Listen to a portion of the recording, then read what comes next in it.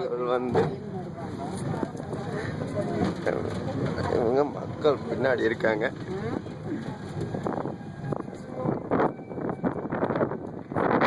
நண்பர்கள் வந்து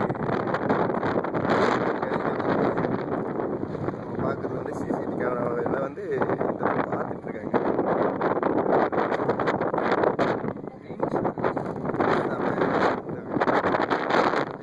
பழனி இது சிட்டி நீங்கள் பார்க்குறது வீட்டு தெரியல. பழனி சிட்டி இப்படி தான் இருக்கும். ஓகே,